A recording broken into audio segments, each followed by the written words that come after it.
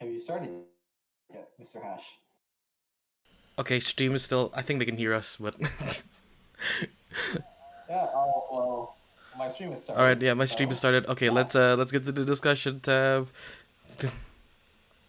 All right. Hey everyone. Hello. Hello, Hello. hello. Welcome everyone. Hello to all here. And This is our first episode of our podcast. Dudes, Dungeons and Dice. Yay! yeah, welcome. Yeah, welcome. Wait, let me just check if our voices can clearly be heard. Oh yeah, like, are we all audible? To people in chat, are we audible? Is it good?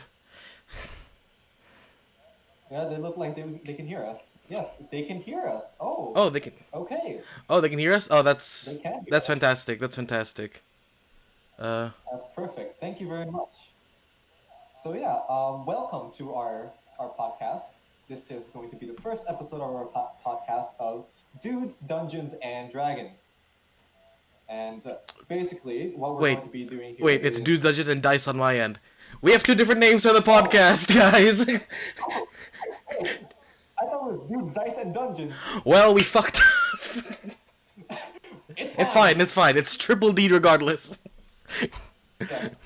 Anyways, so what we're going to be doing on this podcast is basically we're going to be talking pretty much about Dungeons and Dragons. Um, it's going to be like sort of what we think about Dungeons and Dragons, how we feel about it, and such. And we're going to be talking about maybe new things that are coming up in the Dungeons and Dragons community, such as Unearthed Arcana and such.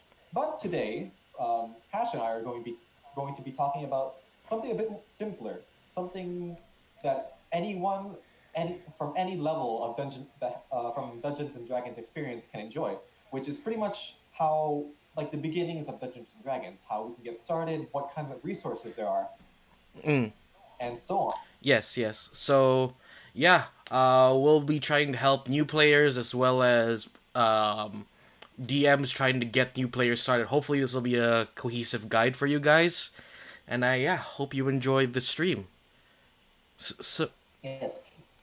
So, and just a note, at the end of the podcast, we'll usually have a question and answer session, or in case you guys want to talk about anything, or just want to know our insight, or just what we think about a certain topic within Dungeons and Dragons, you're free to ask at the end. yes, please ask any questions that you want. Uh, we're wealths of knowledge, not really, but we're trying to be.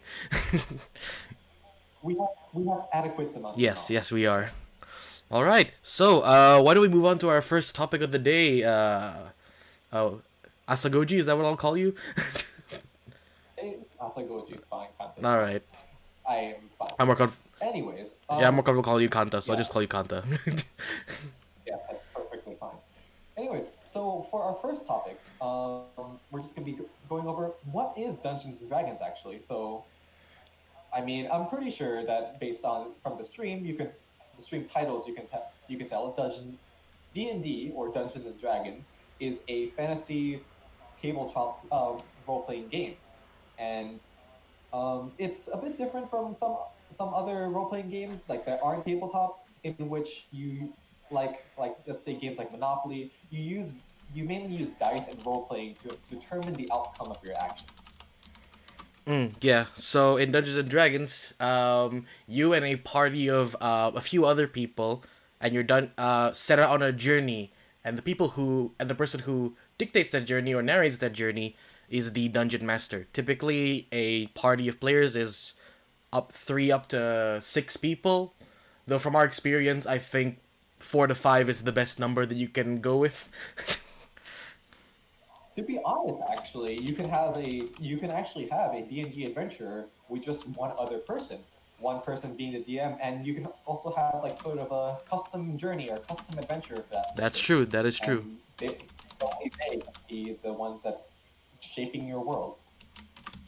All right. So yeah, that's pretty much the basics of what Dungeons and Dragons is. And when I say it's a fantasy tabletop role playing game, that's that's how the game was created. But actually, like what we've tried doing sometimes, it doesn't have to be just fantasy. It's in name, it's a fantasy tabletop role playing game, but you can actually do things that aren't necessarily just fantasy. You can shape it however you would like. And with saying that, really the only limits in Dungeons and Dragons is your imagination. Like it could be pretty much whatever you want. Yeah, that is true. An example that I like to pull out from like one of my experiences is we created a sort of little homebrew setting on my on one of our home games. We called it Dungeon Punk because it was Dungeons and Dragons with a little bit of cyberpunk thrown into the mix.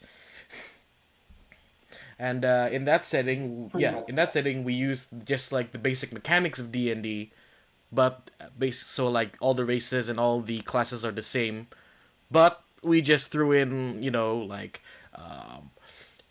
corporations, Cyberpunk. It's yeah, terrible. corporations in espionage, that kind of stuff, because I like the genre. So yeah, just know that D&D is like the rules or whatever, which we'll be explaining a bit later, are just guidelines. Yeah, pretty much. So so let's just go in with how pretty much how you can get started with playing D&D. Um, unlike most other role-playing games or like online games, even you need a you need other people to play D&D with. Otherwise, if you're going to be playing D&D alone, that's pretty much just like writing a novel. It's not a cooperative game between players, players and players and dungeon master. So at least you need one other person to play with. And yeah, Yeah, so how can you do this? yeah. Words of our great crit What how crab. did you do Oh this? well, how did I do it? Yeah, how did you start playing D&D? Well, I just sort of like I know I liked the game, and I was a player the first time I tried it, back when I was in middle school. But our group fell apart right in middle school, so I went quite a while without Dungeons and Dragons, and then yeah, See. we went to university. I found a couple of like-minded nerds that were like, "Hey, we like tabletop gaming," and I was just like, "Oh, this is my opportunity to like maybe start up Dungeons and Dragons." And it was like, "Hey, does anyone want a DM?" Of course, nobody wanted a DM. So, yeah, I took up the task. So I just got with a bunch of friends who happened to like tabletop games, and then through that circle, that group also dissolved. But then I found another group of friends who heard from my other friends that are like, "Hey, this guy likes playing D&D, and like I heard that you like it. Do you want to talk to him?" It's like, "Sure, sure." And then we just built our own little circle in our little university. Yeah, about D&D. That was those were the times. And I found out about D&D from you guys actually because I overheard you guys playing D&D in the community area and I was Ah, yeah, interested. that's true. We were playing in public back then. Um, Guys, just saying right now, playing in public, not a good idea generally. But Generally, yeah, generally not. But sometimes you gotta do what you gotta do. Some places are really expensive to rent out. and like that you can find like-minded people wherever.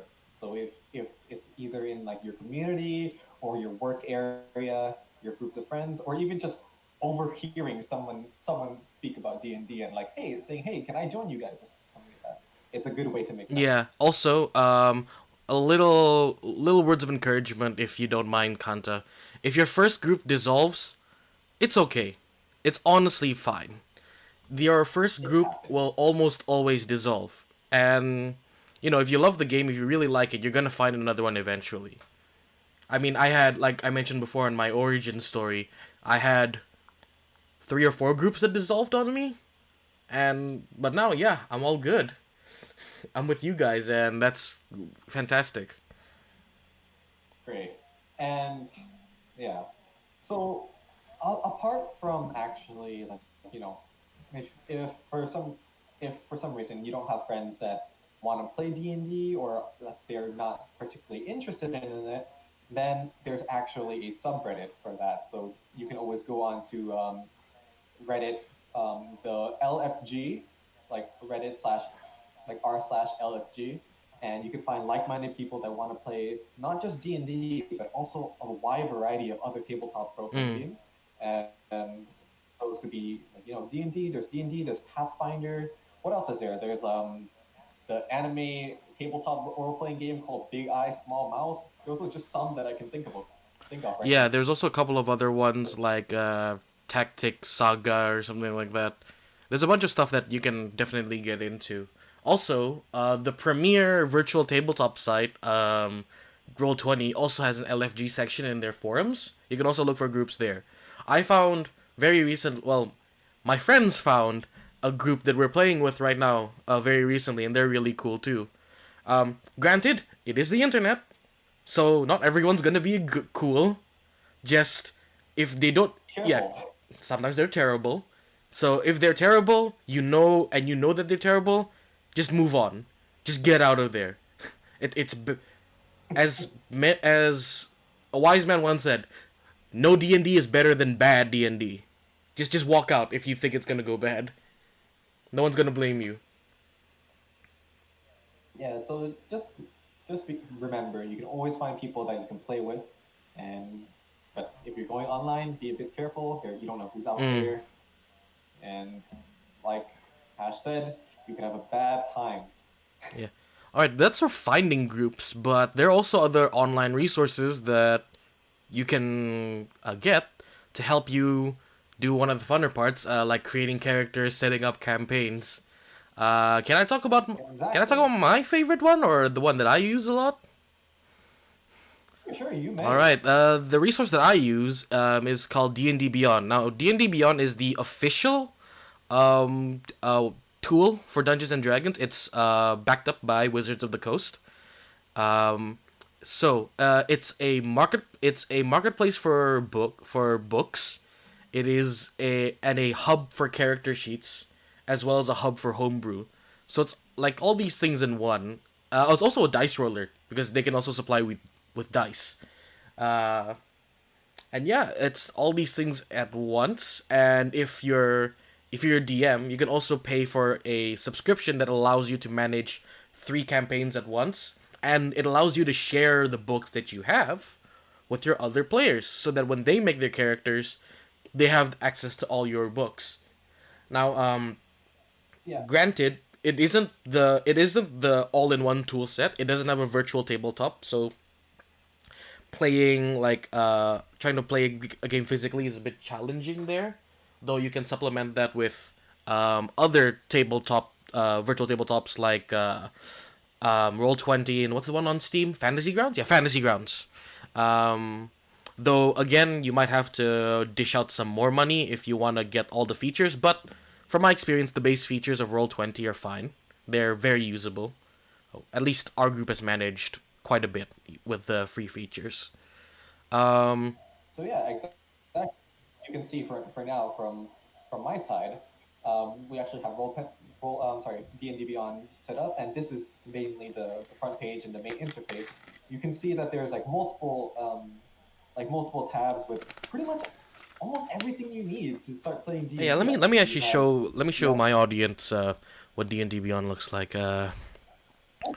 Let's let's go through my campaigns. I'll show you guys what the campaign page looks like. So pretty sure they're seeing this right now. Oh no, they're not. Oh no, this is oh no. Oh no, wait, they are. This stream is just delayed here. So uh in this setup right here, you can see that there is there is a my campaign section. If you're a DM, you'll have a bunch of these campaigns set up. You can invite players to these campaigns via a link that you will get, uh, and it's fantastic. So yeah, they can use your books, and of course, they also get you also can add like your own notes, your own lore into it. It's all fantastic. It's like in big chunks in a journal, so players can check. It's a good tool. It's a good tool. indeed. So yeah, and here one of my favorite things about D&D Beyond is actually like they also have like a sort of a section here for like it's very convenient so that you can find a lot of things. You can find like spells that you might want for your casting class. You can find monsters in case you're a DM. But I would say out of all of this, the most interesting one for me is probably the homebrew section, which I'll go into a bit later when explaining what homebrew is and what you can like what resources there are for homebrew. But yeah, right here you can see like you can actually create your own homebrew spells, homebrew monsters. You can go through like like a very large directory of homebrew that other players and DMs have created, such as magic items and such. Yeah, I've if you're on my stream and you're on my end, you can see that I've created a bunch of stuff for homebrew. Also, another cool thing about D&D Beyond is Kanta touched on it earlier, but when you buy books or when you get books on D&D Beyond, it's not like it's not a PDF that you have to scroll through. You get what's you get like a access to like a page, its own specific dedicated page to it. So when you're searching for rules and stuff, it's very convenient, very easy, it's very fast. You don't have to scroll through a PDF to try and find the specific ruling. So yeah, it just makes the experience of like finding that kind of stuff much easier. Also, each section, like if you go to the spells, let me just quickly go to the spells. Spell. Spells. Oh, there we go. Let's just take a just go to evocation spells. If you go to spells and then you pick like a random spell, just pick I'll pick booming blade. You can see if you scroll. Yeah, you can see if you scroll down, there's the forum page, and a lot of the times when you scroll down and you read this, they'll give you clarifications on what the spell actually does, how it interacts with other things, how it interacts with other objects and stuff like that. So it's again a useful tool if you want to quickly search up a ruling or if you quickly want to see what other people think. Also, some of these guys are really creative and they essentially have like ideas for an encounter or ideas on how you can use the spell more effectively. So yeah, cool tool, cool resource. Oh, Hash. Regarding books, which one do you think that for new players and new DMs, what book do you think is like the one that you should get first, or something that you should start off with? Of course, the player's handbook, I think, because that's where all the basic rules are. Or that's where all the useful tables are. It's everything. It's the starter.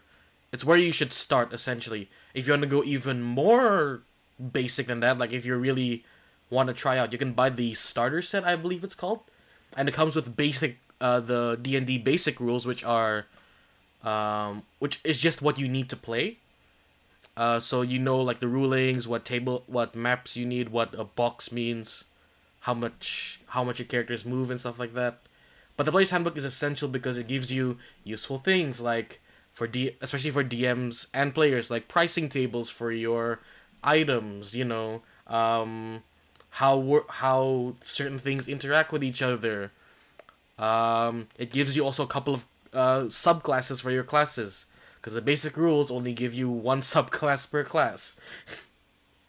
Oh, true, like because yeah, around one or two subclasses actually, Yeah, which is just not a it's lot. not a lot, but There's a it's lot. something. It's something. Yeah. Yeah. Of course, I think that's the first thing that both players and DM should get, the player's handbook. And then, you can move on from there. You can buy your. Okay, so we should explain what modules and rulebooks are. So, a module Yeah. is a pre written adventurer published by Wizards of the Coast. So, it's published by the company that owns Dungeons and Dragons. So, if you ever heard like Curse of Strahd or Rise of the Dragon Horde. I can't remember what it's called, but one of those. Rise of Tiamat. My bad. Rise of Tiamat. Yeah. Rise of Tiamat. Those are pre-written adventures that Wizards of the Coast wrote themselves, so that DMs can run those adventures for their players. And now, what a rule book is typically it's a book that gives you more subclasses, additional rules to play with, um, sometimes useful tables that streamline activities. You can call them updates, sort of. But usually the updates are free to access. Some of them. Um, So like recent one, Tasha's Cauldron of Everything. yeah, that is the most recent rule book that is released. That changed a lot of the game. Now, yeah, a lot of just if you're panicking and you're thinking like, oh, shouldn't I buy Tasha's first because it's the most updated rulebook? It doesn't really. It's not like that. It's not like a competitive league game where you have to buy the It's not like a competitive game where you have to buy the patch notes. No, it's just they give you more subclasses to work with and additional rulings that make the game more flexible. So like Tasha's came up with optional class features and making sure your abilities Which we have. and more flexible ability scores. Stuff like that. It's just optional rules, if you will. Nothing essential. Yeah. But okay, so let's see. If for some reason we don't want to use the let's say the official resources that Wizards of the Coast gives us, then what do we do? Like, let's say there's a monster we want to put into the campaign, but the Wizards of the Coast doesn't have that, or there's this certain rule that we don't particularly like. So what can we Well, do? Kanta, it's very simple. You go home and you make some stew, or should I say, brew it. It's homebrew. It's called homebrew. So, Yes, yes. There's something called homebrew, which is pretty much any content that isn't included officially into D&D.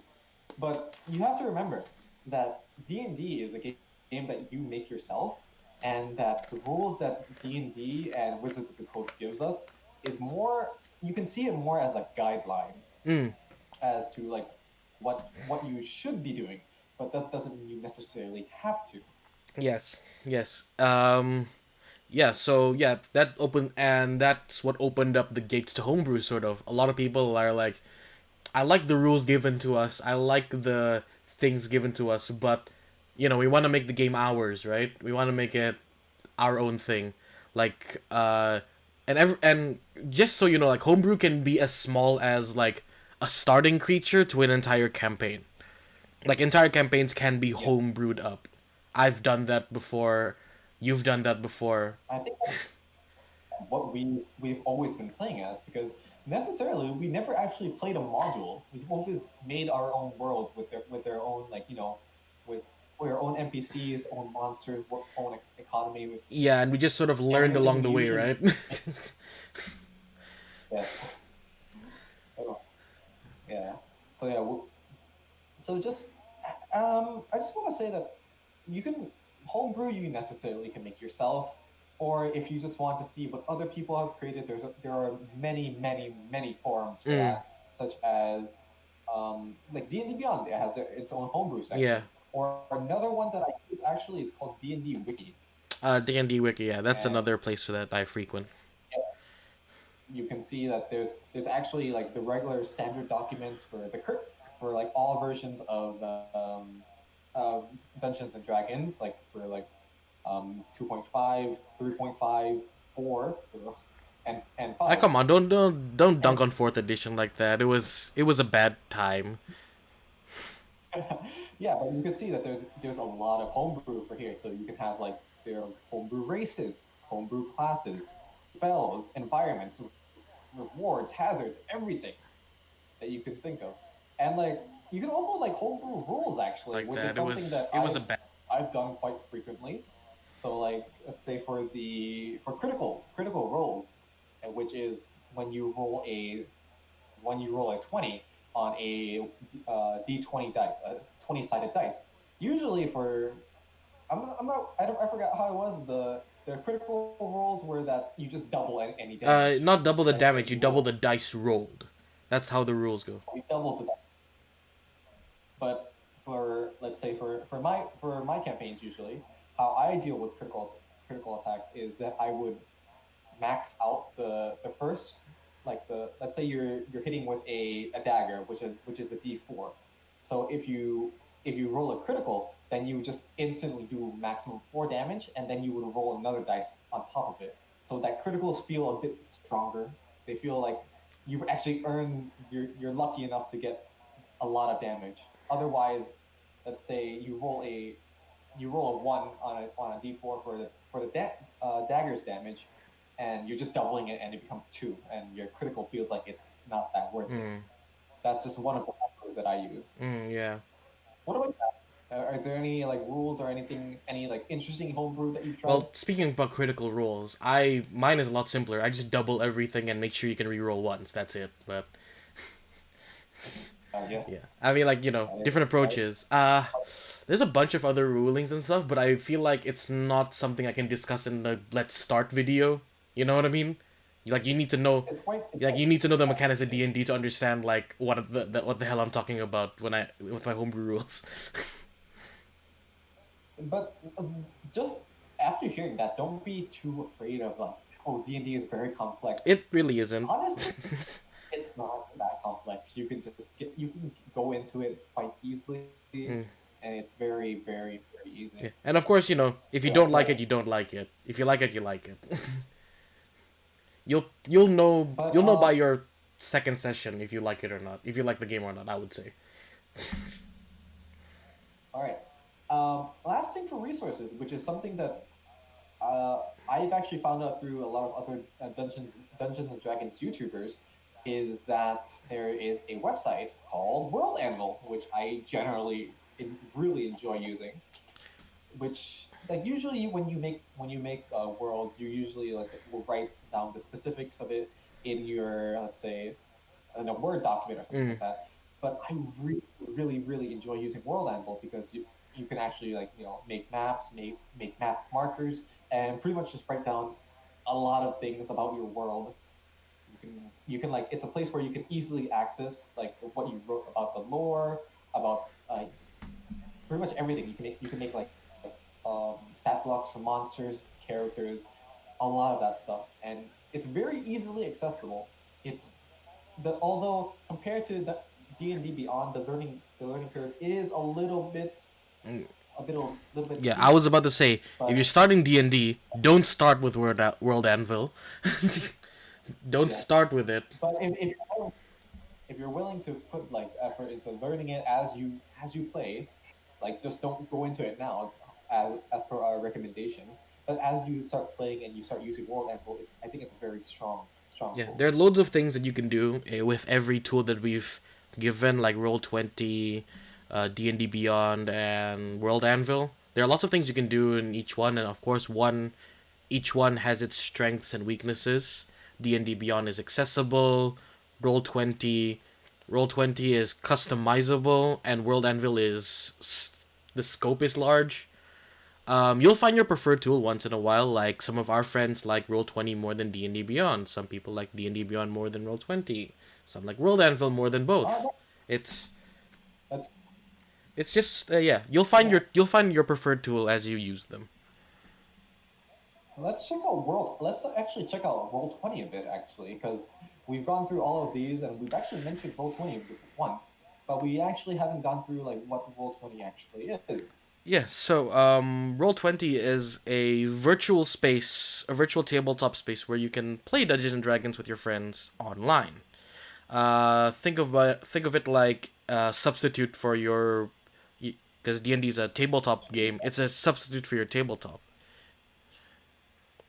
And you can do a bunch of stuff in it. It has its own character sheets. It has its own campaign manager and stuff like that. And I think the best thing about Roll20 is you can use other tools alongside it, so that let's say the campaign managing tools in Roll20 are not to your taste.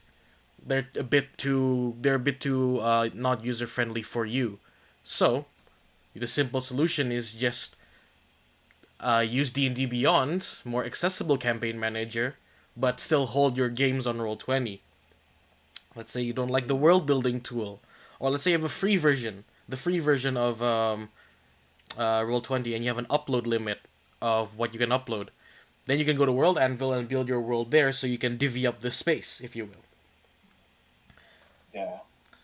Or you can always try using a the all pen and paper. I mean, you can, but not now. Not in these times. We need to wait a little bit more. Yes, yes.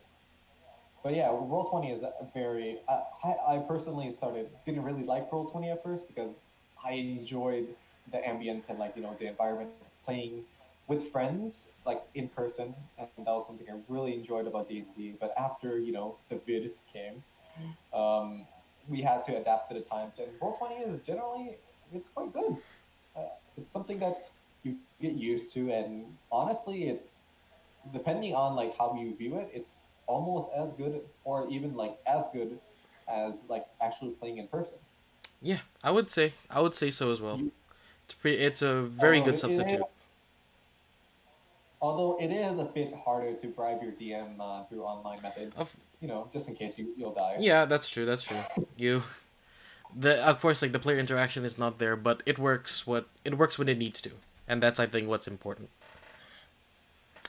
So, yeah, we can go through a little bit of let's go through a bit of a character creation, shall we? I And mean, sure. we've gone through most resources that are um, that are mentioned or that are pretty much useful for the basics of D&D.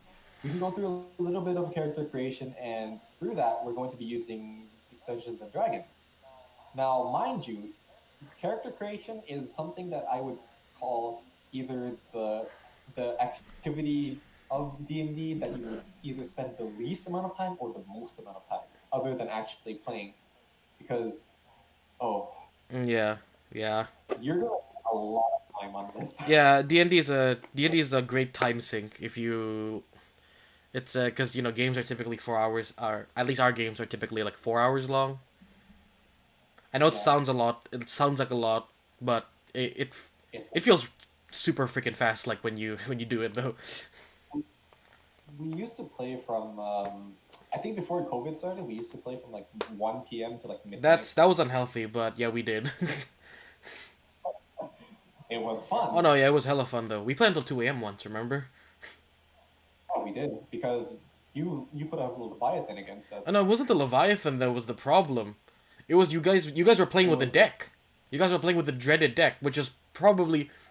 We'll save this story for maybe another episode where we tell stories. But safe to say yeah. that someone fucked up in that session, and that's why it took way longer than expected. So let's go through a bit of the like how D&D Beyond handles character creation. I actually don't have a slot open here right now, but there's a character that I haven't really started with yet, so I don't mind deleting it. Sadly, I will never delete any of my babies other than this one. All right, I'll do the same. But because Yeah. I have a premium subscription, I have unlimited character Yes. slots. This also give you an idea of what you get when you pay for these kind of things. Yes. I am free plib. Uh, y- So yeah. Nothing wrong with that. Nothing wrong with that, of course. Yes. So yeah, I'm just gonna go into like one of the campaign windows, and let's make an unassigned character just to like start off. Now, from the first page, we'll see that there are like first we'll see that there are multiple tabs here. So we have the home, the race, the class, abilities, description, equipment, and then you will save your character and such. Please note that D&D Beyond actually automatically saves your character. So in the case that you accidentally like close your tab or something like that, it will automatically save your character Yeah, for you. So don't worry about that. it's generally So safe. yeah. So first off, we're going to be starting with the home tab. It's pretty much just like what you want to use. Yeah.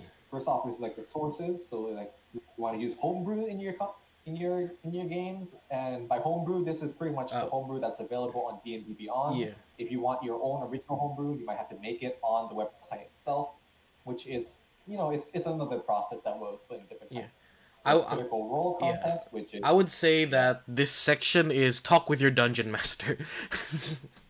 Yes, with your dungeon master to see what's available. The things that are going to be the most prevalent when you're talking to your dungeon master about what's going to be in your game is the advancement type.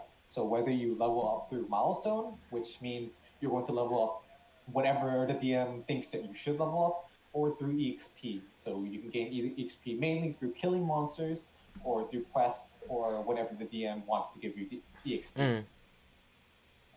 Another thing that's quite important is hit point type. So some DMs will expect you to roll for your health, for your HP, or it's going to be fixed based on the average of the class that you choose. Take note, fixed in D&D Beyond means they use averages.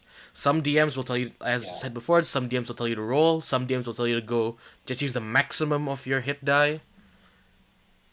But it's all good. So should we move on to the race section? And one more thing. Usually, if you don't want your players to hate you, ignore coin weight. Coin weight's stupid. Coin weight's stupid. Yeah. All right, let's go to race. So here is something that you like, pretty much just start of your character, of what you want your character to be. So these are like, let me go back and change it so that it's just the regular, not homebrew ones. All right, so these are pretty much what your character is, like where they're from, what kind of being they are. So, yeah. Speaking of which, Hash, what's your favorite race? For me, probably half elves. I'll open up the page for you guys. Where are they? Yep. Half elves here. I like them because I have crippling protagonist syndrome, and half elves are the definition of a protagonist. They are a half breed of elves and humans. They gain a +2 to charisma and 2 stats, and +1 to 2 stats of their choice. They get dark vision. They can't be put to sleep, and they got like a lot of versatile things. So they're sort of like the protagonist kind of vibe to the group, but also they're very versatile. They're probably the second most versatile race in the game, I would say. And I think and I would say the first most versatile race is, I think, your favorite race, Kanta. It's my favorite race. My favorite race is the human, because I am. Well, I wouldn't say that I'm simple like that, but I generally just enjoy playing humans, because most of my character ideas, I don't see myself playing other races that much. So what I would say for humans is that they're the most versatile race you have, which the base human allows you to increase like your ability scores, which we'll cover a bit later in the ability section, by 1 each, and pretty much you can play a human as any class. It might not be the most effective or efficient, but they're pretty well rounded. I would say you can play any class as a human. Like, honestly, and it won't negatively affect you. Like, so yeah, but like some races, it's like ooh. Better, like exponentially better for this specific class. Yeah. And another thing I really like about humans is that they have a variant human, which you can instead of increasing your ability scores 1 by every ability score by 1, you get to increase 2 ability scores by 1, but you get a skill and you get a feat for free. Usually, when you're playing Dungeons and Dragons, you'll get a feat starting at level 4 for a specific class, and this one you get a feat straight off the bat. You get it at 1, like level 1 instantly. Yeah. Which is very good for versatility. Yeah, to give you an idea, like feats can change the way you play the game, so it's a very good how do I say, thing to get in starting hand. Now, granted, Wizards of the Coast has gotten better in terms of race flexibility, because generally humans were seen as the most powerful race because they have a feat right off the bat, and that's huge. And they get the flexibility of distributing their ability scores. But ever since Tasha's Cauldron of Everything, Wizards of the Coast have what's it called? Taken strides in trying to make every race customizable. So you can custom. Yeah, so if you go back home, you can click the customize your origin feature over here, and if you go to a race, let's say let's go to half elves again. and then you, let's say, choose the race, you get this little tab called Origin Maker, and you can reassign your origin ability scores. So, and your origin language as well. So, when you are a half elf, you would start out with proficiency in the Elven language, and you have a +2 to your charisma. However, now that you pick the origin origin ability score increase, you can put that +2 into any other score now, and instead of charisma. Like, And your starting language can be Infernal or something else different from Elven. yes. Granted, you have to So, talk to your DM if you want to use this feature.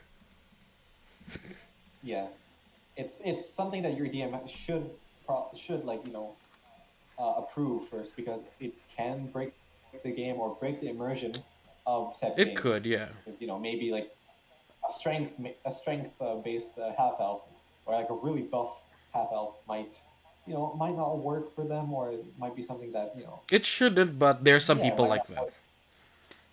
Yes, and also there's like if you want to, usually how we managed this before was through homebrew, but now there's something called custom lineage, which you can pretty much you can make any kind of character. Yeah, custom lineage is I want to make this, and we're like go ahead. Generally though, I haven't seen a campaign that uses this, but it's a good way to sort of make your character your own and make it as flexible as possible. Remember, talk to your DM first. Yep, though. always talk to your DM first. This is something, because custom lineage, technically it's something that isn't like properly place tested. It's something you made yourself. So some DMs might feel uneasy about using something that's might be potentially broken. We wouldn't really want to derail a campaign that a DM has worked so hard because our class is too overpowered. Yeah, I wouldn't say it makes that much of a difference, but of course, sometimes DMs haven't read the book yet. They're not sure about the rules, so yeah, just respect that the DM maybe doesn't want them in their setting, and yeah, there's always other options, or you can go to another campaign if you're looking like for a group online. True. But yeah, so since we're doing that, let's just stick with half elf for now, so we can continue on to like the later parts of the character creation. So let's see. We'll just stick with the non create your own origin for now, and just let's say for half elves, you can increase your ability scores. Let's do intelligence and dexterity, skill, versatility, maybe stealth, and sleight of hand. We're just making this we're just gonna go through this very quickly, because you should make this yourself. Or how about this? Let's have a little bit of fun, Kanta. Let's make a half elf. Let's use the same half elf. Sure. But then we select the different skill versatilities in different classes and show the audience how different your characters can be, even though they're the same race.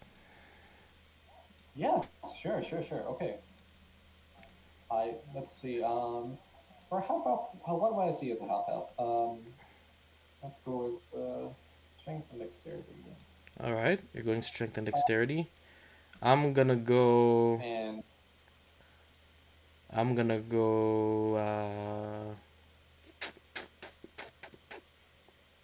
I'll go wisdom.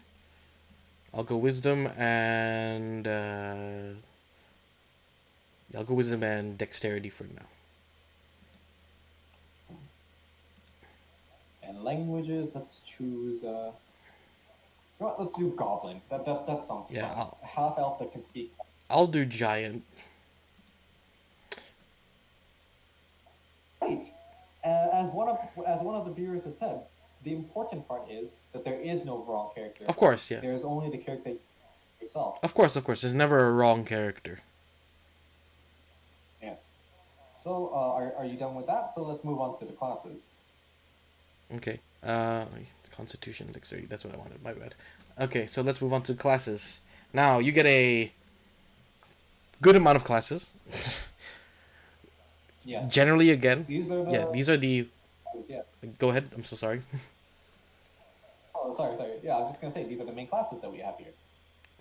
And yeah, there you get 1, 2, 3, 4, 5, 6, 7, 8, 9, 10, 11, around 12 classes, at least from official material. Granted, it may sound overwhelming, but if your DM is experienced, if let's say you have an experienced DM, they can guide you through which classes they think will fit your character the best, what and stuff like that. If you're starting out, and trust me, once you're interested in the game, you'll start to know generally what each class does. And you'll start to develop your own likes and Yeah, your dislikes. tastes. What classes do you like? What classes you maybe don't like? So yeah, just based from the name of of them, like we'll just go through like what each class is generally known for. So there's the artificer, which is a sort of like a tinkerer or an inventor of some Yeah, sorts. Magitech. Think of it that way. We have the barbarian, which like think of the old Nordic barbarians that like go into the battlefield full of rage and like they feel no Yeah, damage. get angry, hit hard. Don't get hit as hard. The Hulk is a prime example of a barbarian. Yeah, And we have the bard, which I want to say this because a lot of people because of the I guess social media and like how people generally see bards, they usually see bards as pretty much philanderers and just like sex obsessed characters, but not that's not necessarily it. You can pretty much play a bard as any way you like. There can be like the music bards, the painting bards, the poetry bards, or just bards that like want to describe everything and just write down everything they see it into a novel. bards aren't horny people. Bards are scholars and entertainers. Yes, and it's Sometimes a bit of both. Sometimes leaning more one to the other. They're yes. also very So flexible, I would say, because of the subclasses. But yeah, generally, your power comes through the power of music and performance. from for every bard that I've played or played with, we didn't really actually have a horny bard. Yeah, we haven't actually. We've had a warlock who's hornier than the bard. Did That we? was me. That was my character. Right.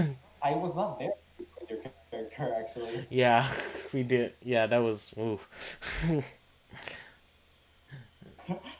Recipes. He's not dead yet. But Anyway, okay, we have let's continue on. We have the cleric, which is like think of it as like a priest, but not just a I would priest. say the best way to describe a cleric is a devotee to a to Yeah, a god or an idea.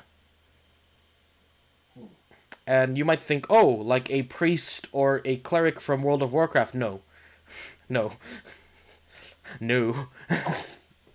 Clerics are very versatile in the game of Dungeons and Dragons. They're not just healers.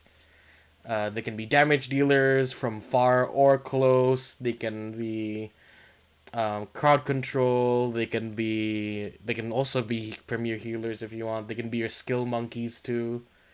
They're very very versatile class because of their subclasses and their spell list. It's honestly amazing what a cleric can do.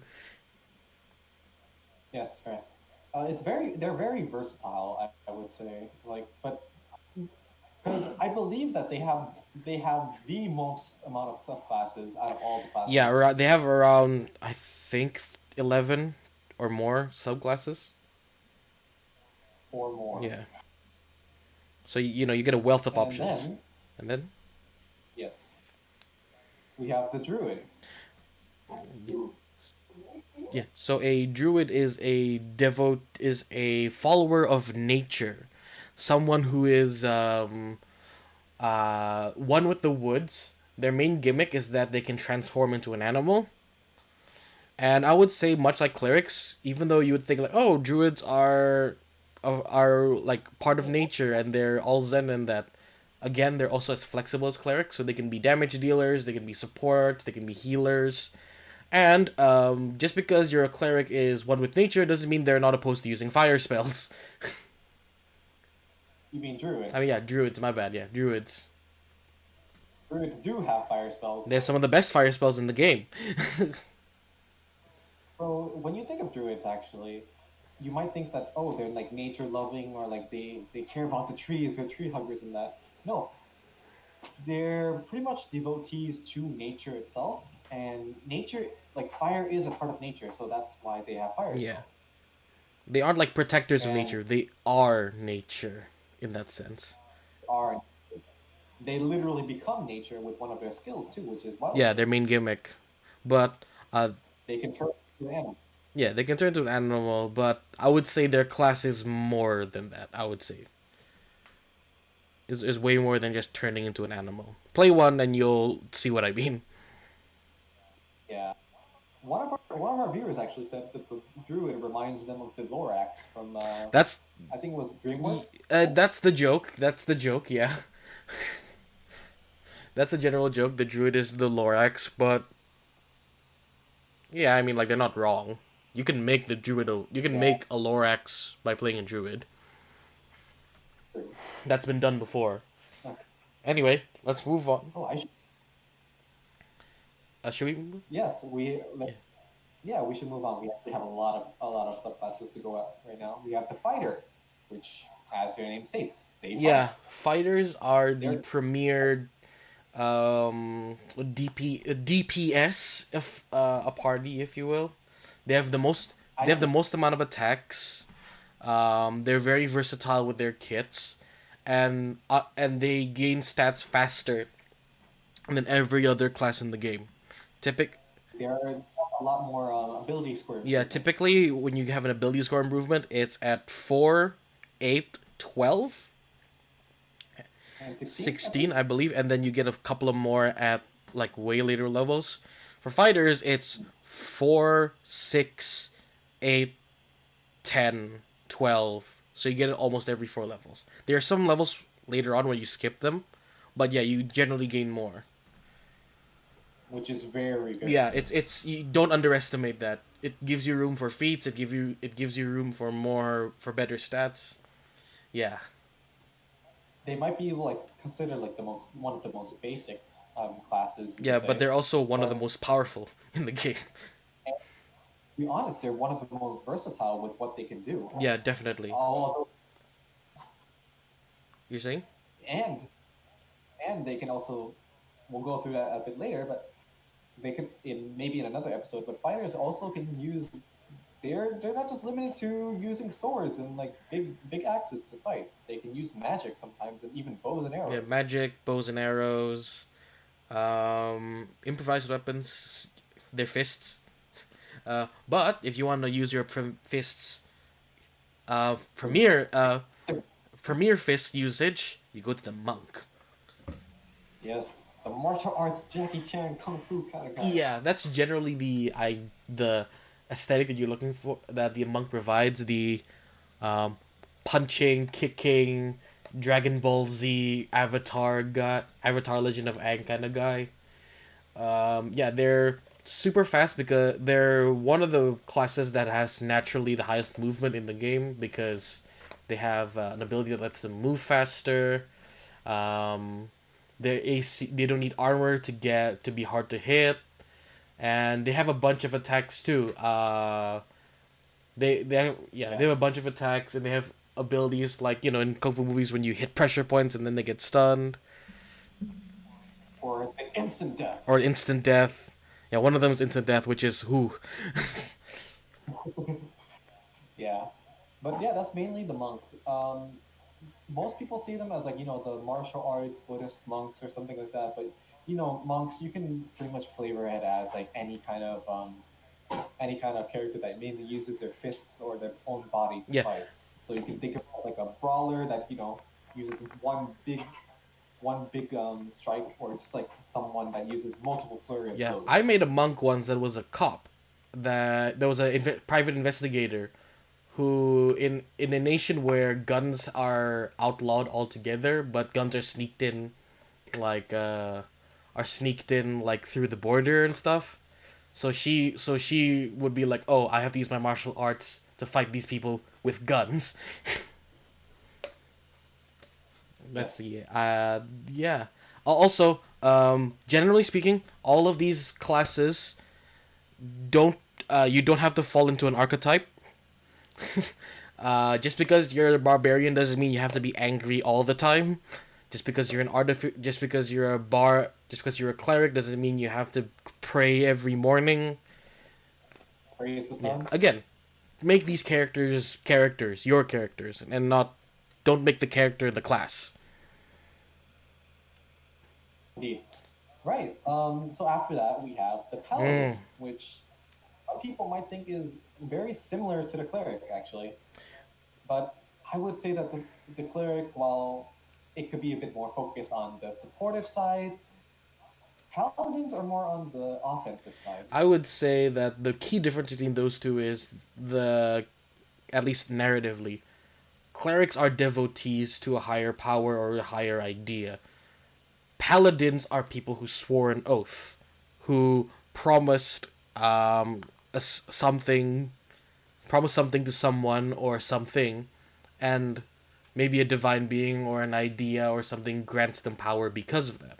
Mechanically, um, both classes can deal a lot of damage, clerics and paladins, but paladins are more fightery than clerics generally because they get things like they can attack more often, and they have this thing called so the key feature of the paladin class are two features. Divine Smite, which is you deal extra damage, you deal extra holy damage when you hit people with your sword, and auras. So you have a field around you that can help your teammates. So you help your teammates by standing there. Or like a holy. Well, it doesn't have to be holy, but like think of it as like a leader or something like that. It's a pretty good class for a Yeah, leader. generally paladins are the ones in the front. Yeah, whether it be interactions or actual combat. Right. Continuing on, we have the Ranger. The Rangers. I know it's popular. It's kind of a popular opinion on Twitter now. But if you want to think of the typical Ranger, Aragorn from Lord of the Rings is definitely a Ranger. A Ranger is someone who hunts, tracks, finds, knows the land, knows his prey kind of vibe. And Rangers do not have to use bows and arrows. Weapons. No, they can use swords. They can use magic. Now they can definitely use magic. And yeah, the key thing about rangers is their bonuses that they get when traveling in their what's called favored terrain. So Which is like mountains, deserts, the ocean, a forest, just something like yeah. that. They'll usually have it in those terrains. Now it goes without saying that if you're in a campaign that's set in the desert and you're a mountain druid, you're a mountain ranger, you're kind of fucked. But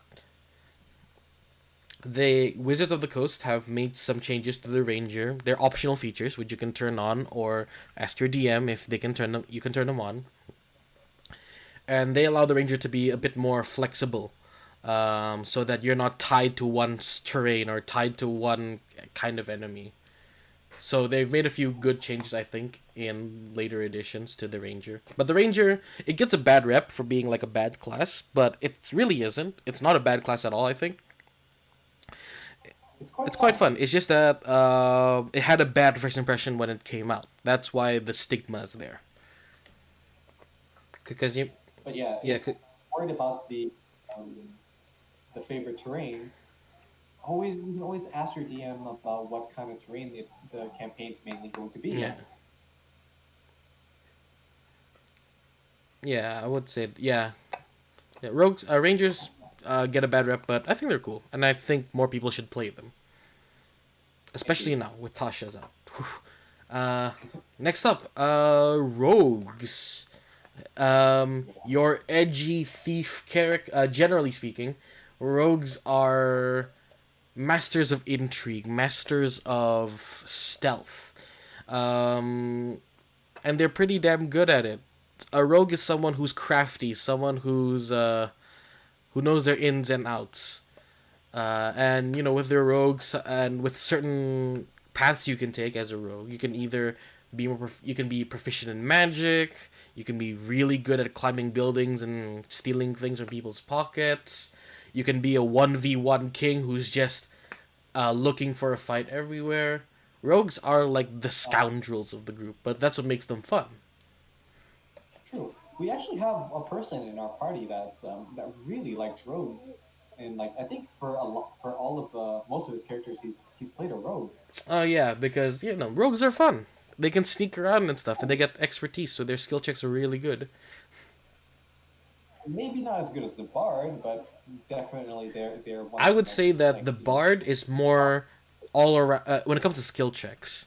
Bards are more all around, and rogues are more focused.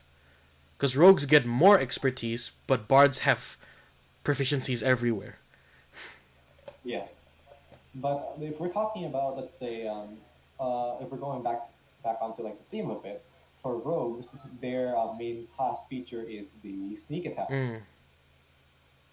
which pretty much, besides like, contrary to the name of sneak attack, you don't necessarily have to be sneaking or like like surprise the enemy Mm.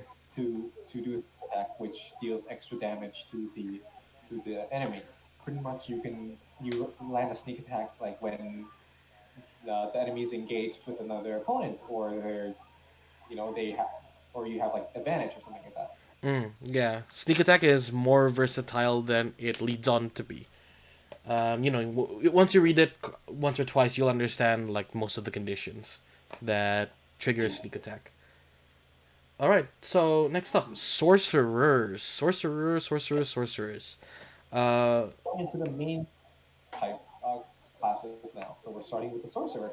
yeah. So the sorcerer is a dedicated casting class. So their thing is we do spells, and Oh, from yeah, what makes them different from like a druid or a cleric maybe is that a cleric or a druid get their power from external forces. Druids from nature, their connection to nature, and clerics from their devotion to a higher being or a higher idea. A sorcerer is someone who has the innate potential for magic. Someone who is um, born out of a wild accident or a chance event, and then they get sorcerer powers. And much like those things that you see in shows, sometimes it can happen later in life, like when they hit a certain age and suddenly their powers show up, or they were blessed by a god and now they have these powers that make them a sorcerer.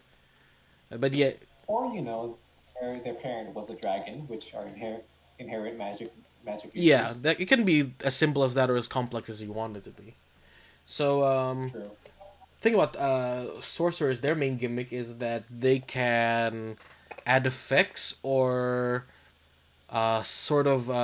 change their spells with meta magics.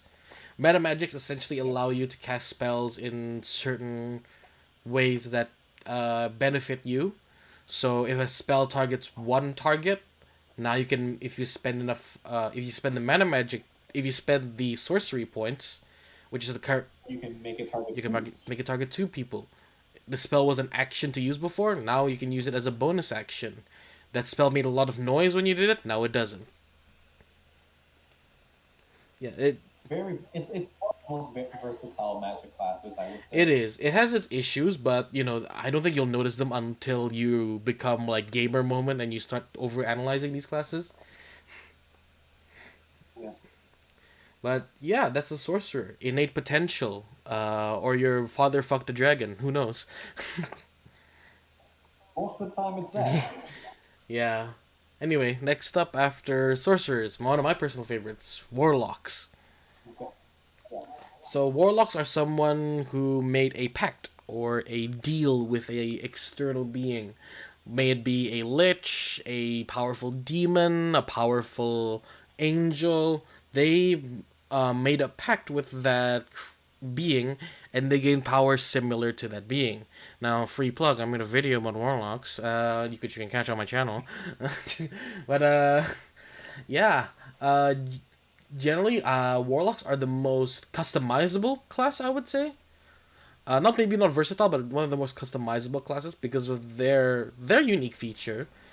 There are two unique features actually. One main one being Eldritch Invocations. Eldritch Invocations are like mini feats, so they're little abilities that change the way that you play the class. So, for example, there's a spell called Disguise Self in the spell list. Normally, you'd have to spend resources to cast that spell if you're playing, like, let's say, a sorcerer or a bard or a cleric. But if you take the right invocation as a warlock, you don't have to spend resources to cast Disguise Self. So you can do it as many times as you want, whenever you want. Or you can play a changeling. Yeah, but you can do that as a human. That's cool. But it's not just that. There are other things too. Like they make your spells do more. They make a certain spell do more damage, or they make it so that you can cast this certain spell without spending resources, or they can make you be encased in ice and not take damage for a while. It's very versatile, and really, no two warlocks are gonna be the same, depending on what invocations you take.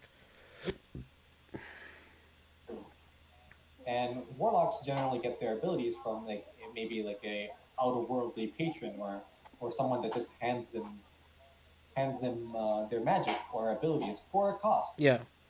This is different from I would say a cleric, which after praying and after devotion to a certain deity, they they grant them they grant you power.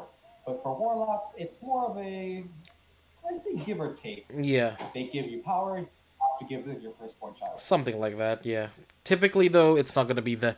Typically, how intense the deal will be depends on your DM. Yeah, but And finally, yeah, one of my favorite classes the actually is the the wizard. wizard. Now, the wizard doesn't have a defining. I would say doesn't have a defining ability. Their thing is they're the most versatile spellcaster in the entire class list. They have the largest spell list. They can specialize in a certain family or class of magic, and they can learn spells from other spellcasters or certain spell scrolls. They're the only class in the entire game that, from my knowledge, that can copy spells from other classes given from other NPCs or external means, given time and money. They can actually. So let's say you find a spell book in like a dungeon that you've been exploring, and you see that there's a spell that you're interested in. You can actually take that spell and scribe it onto your spell book Yeah. for a price because you can't actually just get a pen and like write into your spell book. You need magic based on the rules. You need magical ink or magical paper to put that in. But once you do write in that spell, you can actually use it for yourself. And another thing about wizards, which is very interesting and different from other spellcasting classes, is that wizards they are able to change their spells on a long rest. Okay, so the thing is, other spellcasting classes can do that. Clerics and druids can do that too. Wait. But think of it this. Oh. Yeah, but it's a big deal. It's a big deal for spellcasters being able to change spells on the fly. Well, yeah, as on the fly as it gets. My bad. I remembered that wrong actually. But yeah, wizards are, you know, they can do a lot of that stuff. Yeah, it's it's generally a good ability, and you'll value it once you've played a couple of spellcasting classes. You'll value that ability a lot, I think. Um, Other than We've got, well, there's Blood Hunter, but we're just going through the the main classes that's available. yeah, these are in all D&D, what's it called? Wizards of the Coast canon. Blood Hunters are a thing added by our great and powerful god Oh. Matthew Mercer. Wait, Jonathan. Um, and he added his own class. But we won't be covering it at least in this episode. Maybe we'll do it some other time. But yeah. So yeah, why don't you go ahead and make your choose your class, and I'll choose mine. All right. When did I pick for my ability scores again? Okay. I will go with this one. All right, I'll go with this one. So for the sake of simplicity, let's put our character. So after we choose our classes, we're going to put our classes, let's say, at level 5, because you'll get most of your class features there. Level 5 to 8 is generally when the game is at its most fun, but I recommend if you're new, start at level 3. Don't start at level 1. Level 1 is a bit rough. Yeah, you barely get anything at level 1. So let's see. We're starting at level 1. You get like... You're probably more... So your physical self is probably more capable than a level 1 character. So generally, okay, fine. Let's do level 3. And we can do level 5 if you want. Like, what... Let's do level 5. Let's just do level 5. Let's just do level 5. Okay, so for my class, do you mind if I go first? So for the class that I'm choosing for this explanation, I'm choosing the Paladin. Okay. Which, so let's see. At first level, you get 2 proficiencies. And so within these skills, I'm going to choose Athletics and let's say Persuasion. I like something like that. And you'll see that for each level you'll have abilities and features of your class that are laid out. So what like the fighter, the Paladin has access to choosing a fighting style, which could be like you can choose to fight as a blind person, which you can like see within like only a short. You're like Toph from Avatar: The Last Airbender, where you can sense people like without using your sight. Or you can do defense, which is like you're stronger when you're like sturdier when you wear armor. Or you can use great weapon fighting, which when you're using a great weapon, you can do more damage. Generally you'll be able to do more damage on average. After that, we have spell casting. Paladins can cast spells, and our divine smite. I'm sorry, and then we'll go through this a bit later in another in future episodes, but you'll have access to something that's called a archetype, which is from your class. It's either called an archetype or Wait, is it archetype? Subclass. No, sorry, subclass. Yes, I'm thinking of Yu-Gi-Oh. My bad. It's all right. You'll have something called a subclass, which it's different branches of that same class. So for us, let's go with. I would like to go for Oath of Conquest, and then for that you'll have more features from that specific subclass. So if you choose another subclass, you'll have more. You'll have the the ability to score improvement, which you can use to improve your abilities, or you can use the ability to score improvement to add a feat. And for level 5 for Paladins, we have an extra attack. So within the same action, you can attack twice, which is very nice for melee class. Mm-hmm. All right, and Cash, what about you? What did you choose? I chose a rogue. Ooh. And for my rogue, first thing you should look at as a rogue or any class really, is your proficiencies. This is the things that you're good at. So I want my rogue to be a dashing Zorro-like figure. So I'm going to choose acrobatics as one of his proficiencies. I'll also put performance, investigation, because he likes to suss out things, and deception, because he's running from the law. Zorro indeed. All right. Zorro with 2 R's, not 1 R. No, 3 R's. Yeah, my Zorro is 3 R's. Anyway, next thing you get as a rogue, and I believe by default only 2 classes get this, expertise. Yes, expertise. The rogue and bard. Yes, expertise is you're really good at this skill. So before you remember the skills you picked that you were good at. If you're if you pick expertise on them, you're really good at them. So so the idea for this guy is that he's a Zorro-like figure. I'm not gonna put in stealth. Zorro ain't stealthy. He's a fighty man. He's up front, so I'm going to I'm gonna put expertise in performance because he do be like that, and acrobatics because he do be like that. And you can see there's other stuff like Cunning Actions. So Cunning Actions is you can dash. So dash is doubling your movement as a bonus action. You can also hide as a bonus action, which you can also hide, dash, and disengage all as a bonus action. Typically, these would all be actions if you were any other class. So thieves. So what's it called? Rogues get more room to move around and keep themselves safe. So this is the subclass, or as it's called, Roguish Archetype, in for the rogues. I'm going to make my Zorro a swashbuckler. Swashbuckling. Yes, so swashbucklers generally are the ones are rogues that are in the front. They want to be up front and start swinging their swords alongside the frontline fighters. Did you also do ability scores, or did you skip that? I just put them in. You just what? I put charisma for because generally paladins they use charisma as their spellcasting ability, and you know it's generally quite useful for a paladin that's the leader. Charisma is generally. I think we should do ability score improvements after abilities though, so because it's easier to understand that way. Okay. All right, so let's. I guess we move on to.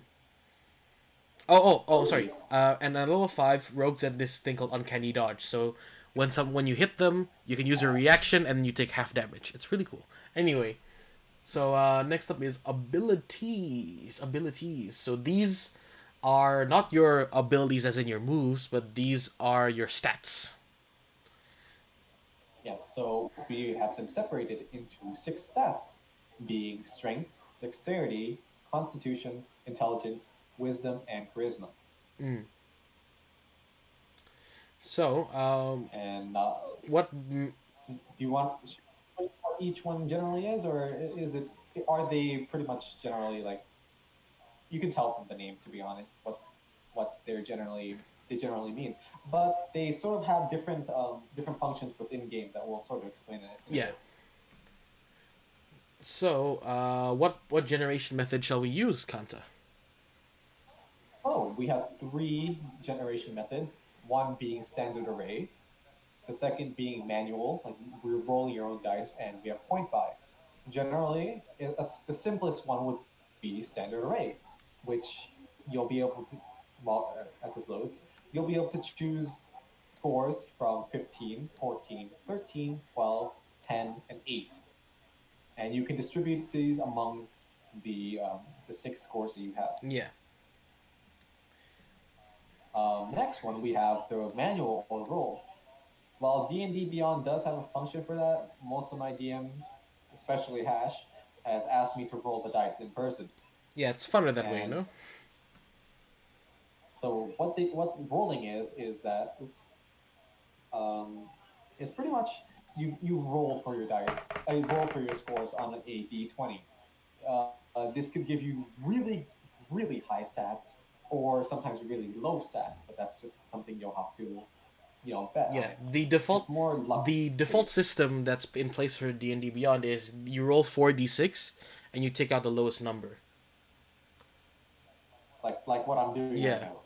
So let's just roll these stats for fun. You even get the dice effect, at least in my case. I don't know about yours. Oh, I got 115.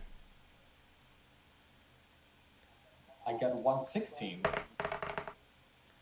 Oh, that's it. Yes, and this is general. You can get sometimes very balanced stats, very low stats, very high stats. It really depends on you. Your DM. Your DM might have a preference on which one they prefer. Okay, so nothing's below a 10 for my rolled stats. Generally, that's very good. But now I'll have to say goodbye to my rolled stats so that I can explain point buy. Point buy is, I would say, it might be a bit confusing, but not that much.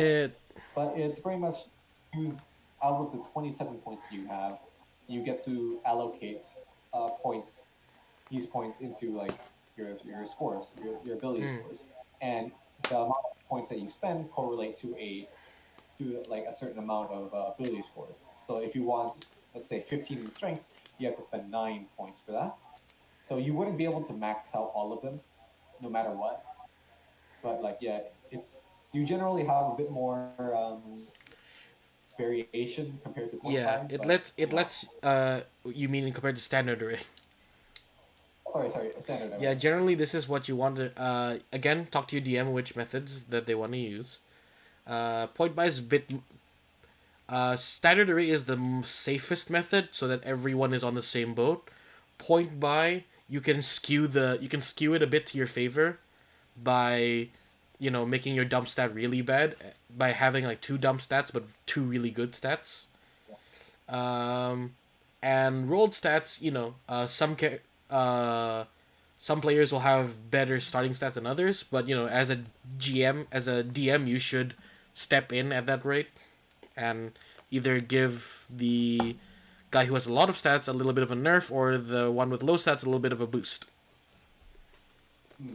So what method shall we use, Kanta, for our character? Usually, when we make characters or something like that, we usually go with the standard array. Yeah.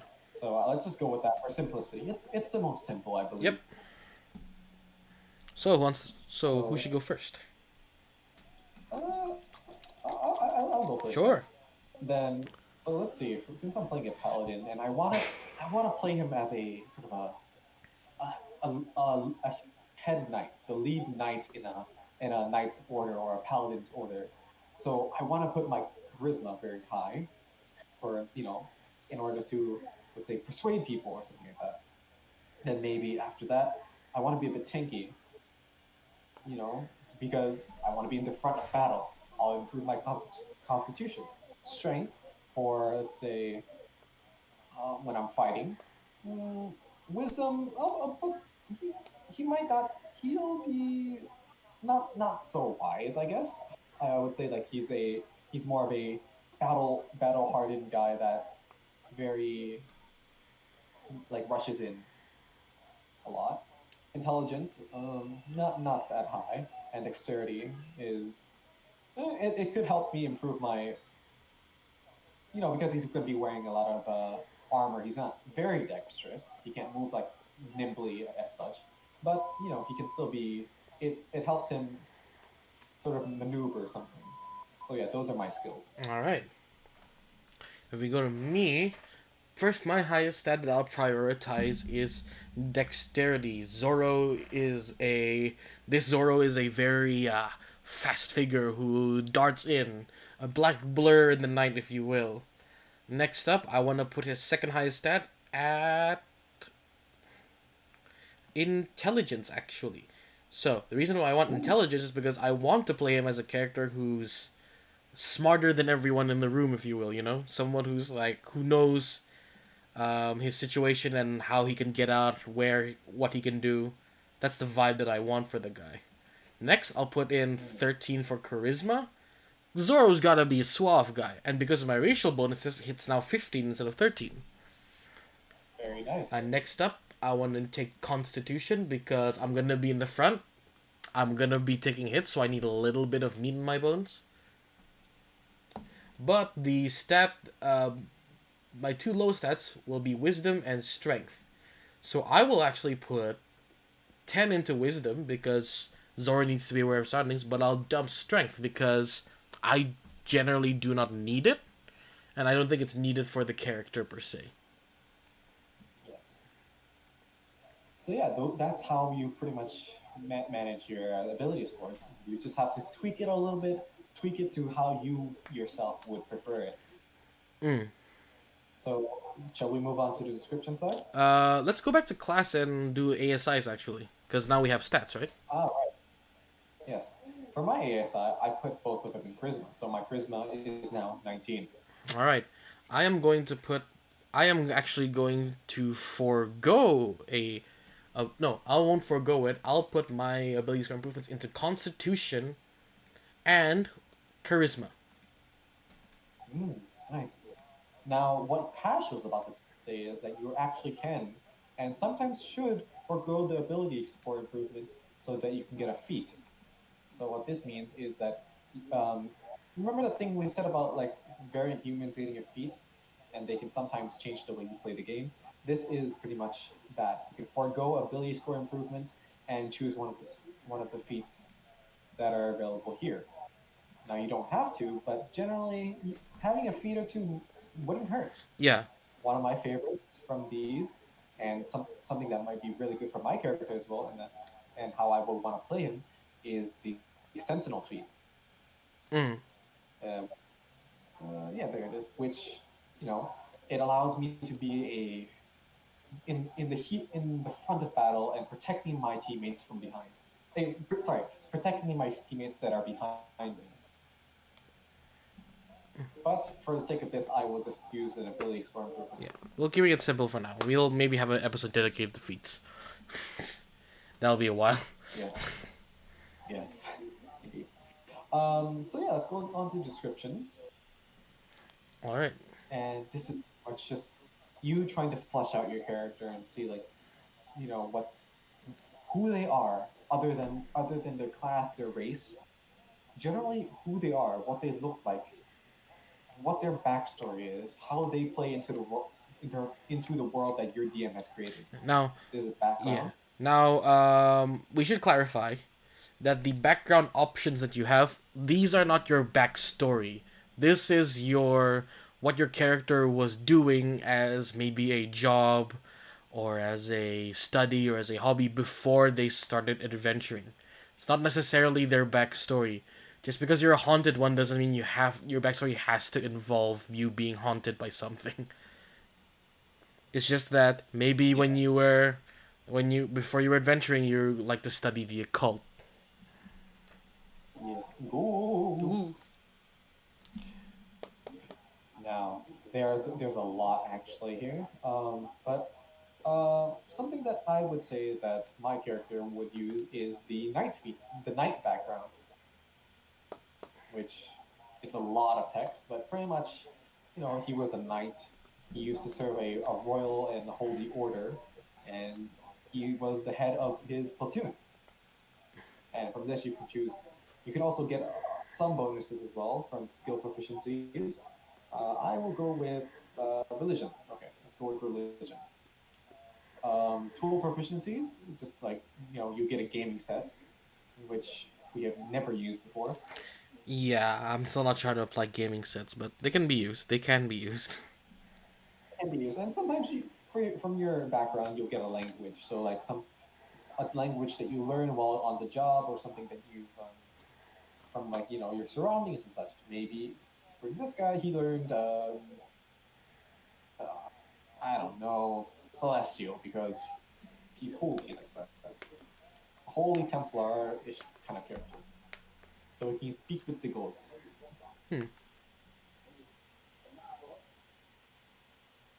And Hash, what about you? All right. I think for my character, you might think, "Oh, he's gonna pick criminal spy." Well, you're wrong. I'm gonna pick. Uh, I'm gonna pick gladiator. So for my background, I was thinking that this Zoro guy was a performer of combat. He likes to embellish and go around flaunting his skill in combat. But he was fucked over by maybe the Colosseum head, and now he's the Zoro character, fighting for the poor, taking down the rich, that kind of vibe. Now, because normally from a gladiator you get the acrobatics and performance proficiencies, but because I pick them in my class proficiencies, I get to pick whatever skill I want. So nice. let's pick athletics and persuasion, and then I have proficiency in a disguise hit, and I can choose a musical instrument that I'm proficient in. Let's take the bagpipes, just because I think it'll be funny. A Scottish sorrow.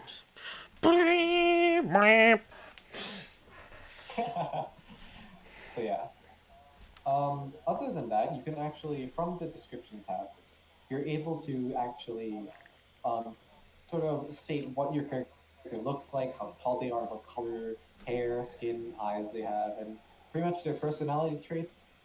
You can put them if you want to, like, flesh out your character really a lot, but it's really optional, to be honest. It's good if you do them for the sake of your DMs so that they know about it.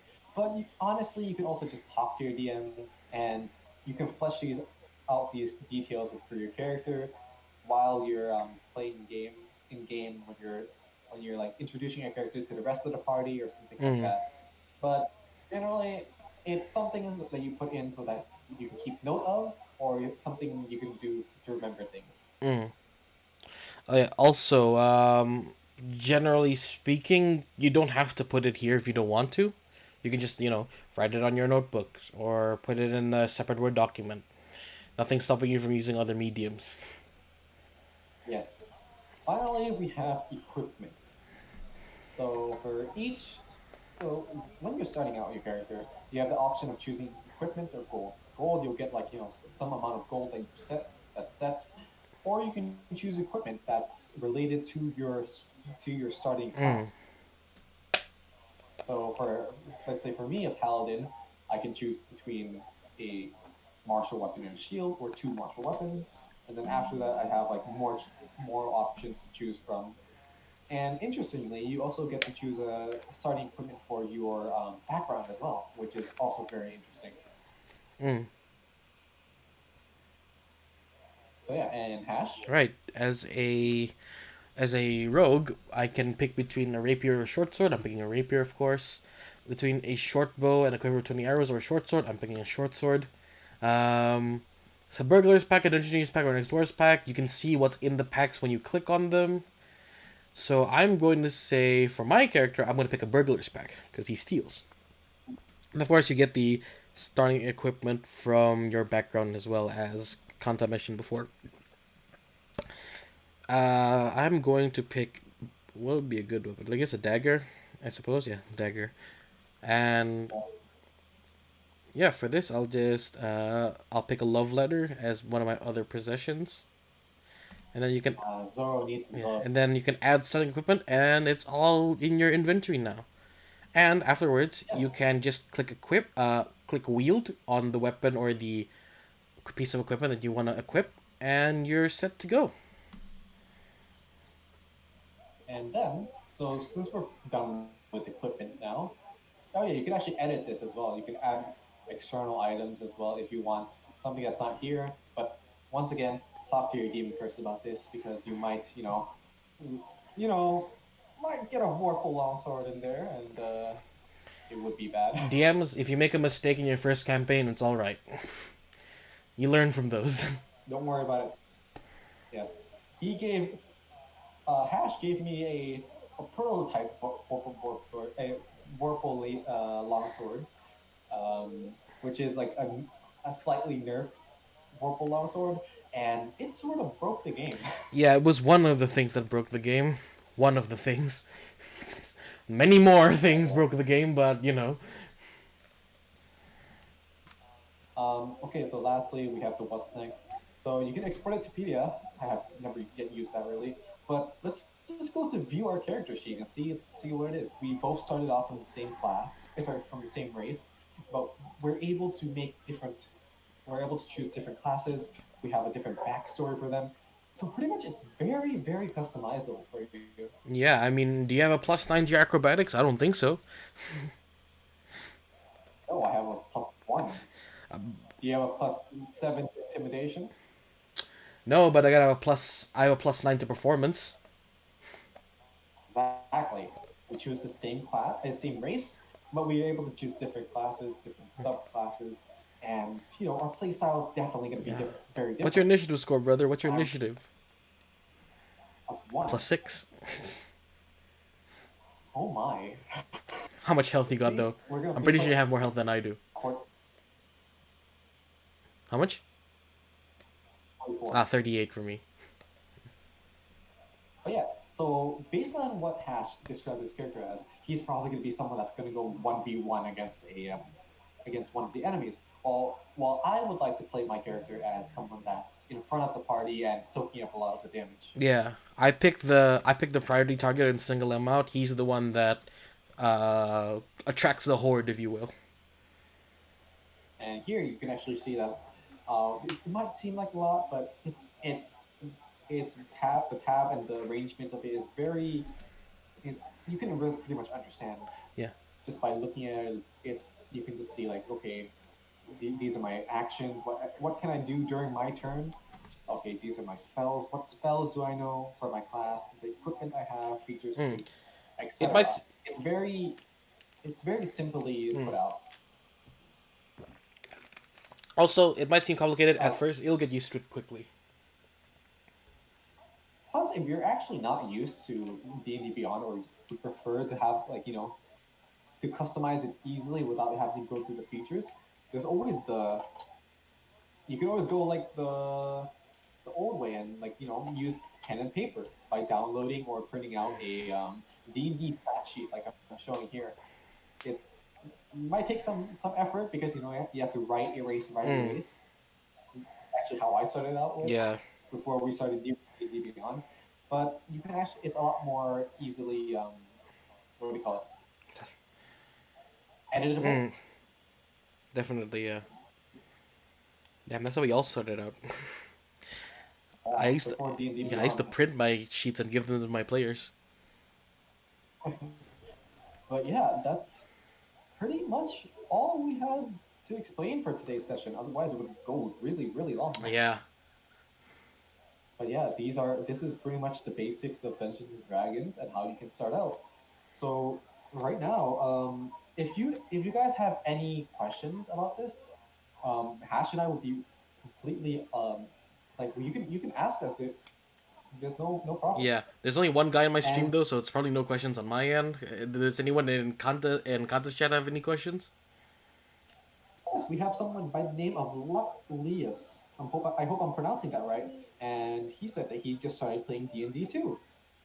So Luclius, do you have any questions that you might want to ask? And definitely because this is the first like episode of this podcast, we're just going to be explaining the basics.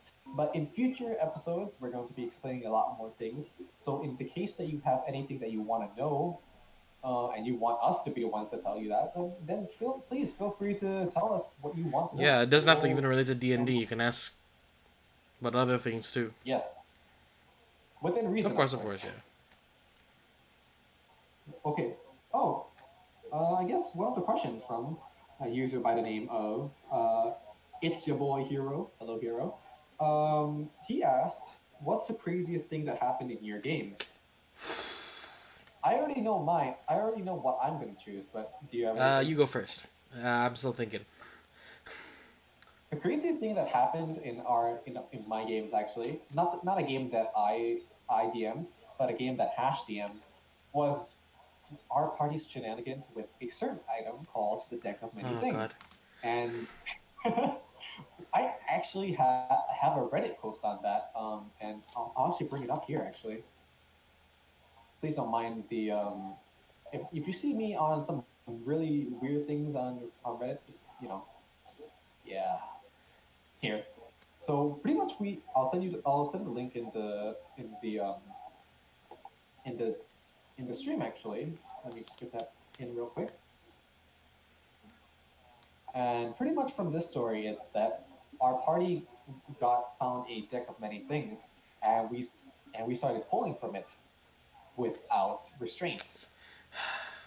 And we pulled it about, I think, 15 times in total, if that was the thing, and it totally derailed our Hash's campaign, and I am sorry about that. It's not your fault. It's mine for giving it to you guys. Honestly. But yeah, we pretty much we drew a lot of cards. One of our players got lobotomized. One got like two servants that both got like outed by the deck of many, and generally, and we had two players that got dungeoned, which is a card from the deck of many things that pretty much locks your body into locks your character into another plane or like an area where you're like pretty much in stasis. So we had to spend like quite a few sessions searching for them. One died. Yeah. Spoilers. No But yeah, that's the spoilers. We didn't stream the game or anything. no, still. Yes. We had to choose between one of the two players to save, and one of them died because we chose to save. Yeah. That was probably the most crazy. If you want more in detailed, a detailed description of what happened, just check out the Reddit link there. You will, I swear, you will not be disappointed. It is very hilarious. It is. It's crazy. Okay, so Hash, did you think of playing Yeah, it's from the same game that I DM'd. It was my first long-term campaign, so there was a bunch of shit that was happening there. The craziest thing that I remember is I told them so the story is that they had to find these parts to summon a god, and one of the parts was in hell, and it was super funny seeing all my friends being like, "We need to prepare to go to hell. It's gonna be bad, guys. It's gonna be super bad." And then when they teleport into hell via a witch's, via a hag's charm, they were taken straight into a game show. I had set up that the hell that they went to was a game show where demons watched them like WWE wrestlers, where they would complete a set of objectives, solve a puzzle, all while two hosts were laughing and cheering them on. And yeah, there was a fan system too. Like if they rolled well in their promos, uh, they would get fans, and the fans would actually help them during their trials or give them a higher score, give them better loot in the end. And yeah, and then in the end, they had to fight a half mechanical Baylor named named Big Bertha. And then when they were fighting Big Bertha, this is another thing that messed up the campaign. I had told one of the new players that one of the strongest class combinations is Sorcerer and Paladin.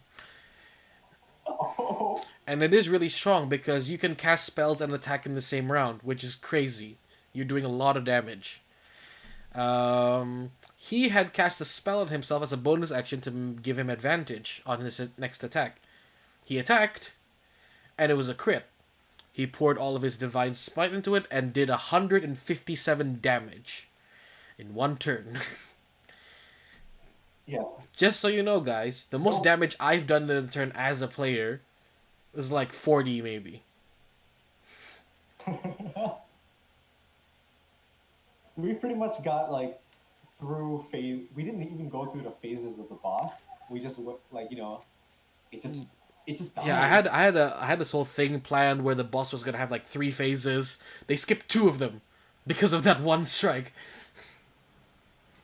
Oh, and Luck Lias, thank you very much for the tier 1 subscription. Thank You got a very tier much. 1 subscription, bro? Hell yeah. Thank you very much. And oh, I forgot to set up the alerts for this, but thank you very much for the follow as well. Yeah. Oh, I should probably link your channel and my channel, and you should. Yeah. Wait, I forgot to do that in my description. I'll add your Twitch channel after we're done with the stream. Other than that, we still have like 15 minutes left for the stream. If you guys have anything that you want to ask or anything you want to say about this, then please feel free. Or if you just want to hear more stories, then yeah, please feel free to ask. Yeah, us. honestly, we've done a lot, so we've done quite a bit of DMing and quite a bit of playing. So, yeah, like, go ahead, like, please ask. Yeah. Welcome to the family.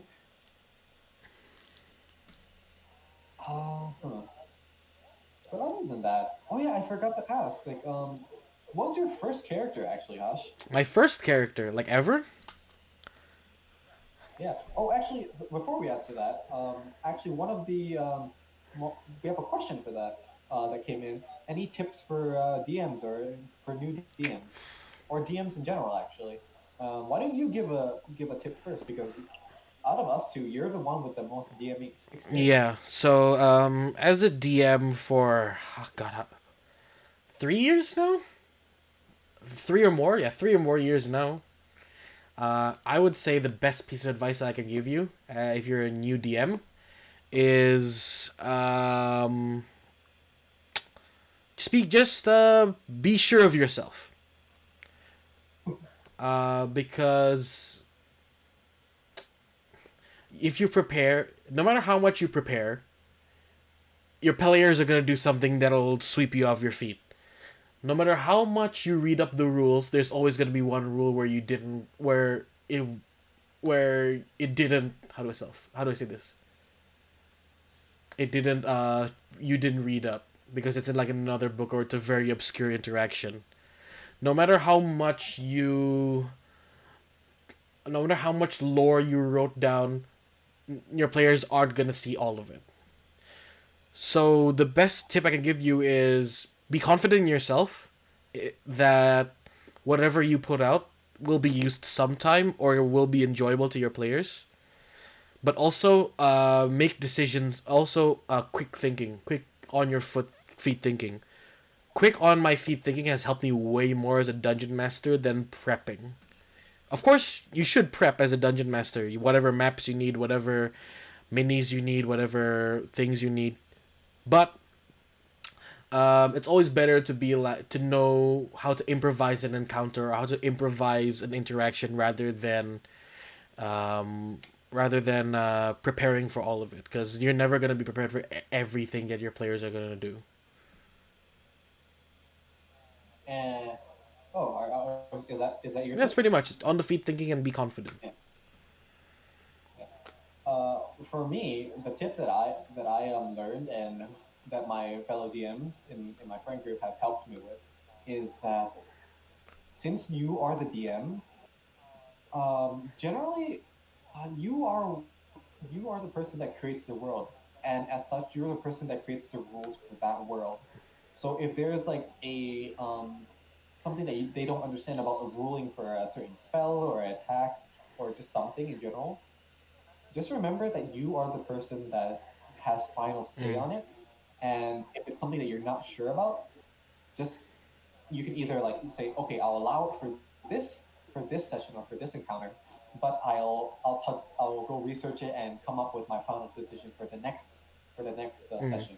So like if there's a certain ruling or a certain item or some or a certain mechanic that's supposed to be some way, but you both you and the player aren't sure, you can always allow it for now or say you won't allow it. But then for the next session, you can do some research or do some thinking, and that way, um, you can have it prepared for next Mm. session. But generally, just remember, you are the DM, and you are the person that decides what happens in this Mm. world. So remember that. Yeah, you'll always have final say. Even if maybe Yes. your players don't agree with your ruling, it is your campaign, and you do have final say in what you do. If they and if you know if they're angry even post game about the decision, it's on them. Oh yeah. Try to give explanations if your players are like unhappy with Yeah. it, and with that, try to come with a compromise between the two because there's something that you might want, and there's something your player might want, and if you go to one side way too much, then it could break the balance of the game. D&D is a game about compromise and about playing as a group and as a Mm. team. So you have to take these two and put them together and find a middle ground where you both are happy with the results. Yeah, that's definitely the case. Lucklia says that he just started, and everything is so confusing and difficult. Are you playing as a DM or as a player?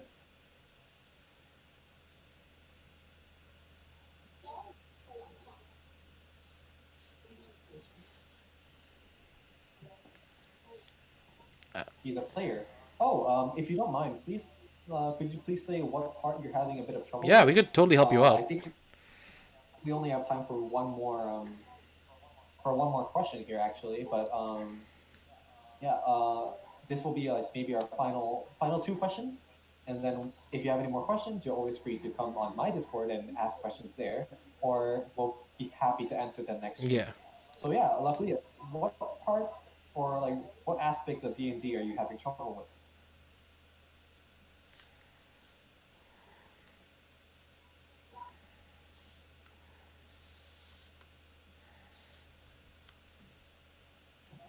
Ooh, I really need to get a better chair. I'm pretty much sitting on a stool with no back support. Been streaming like that? Are you okay, man? Oh no, I work like this.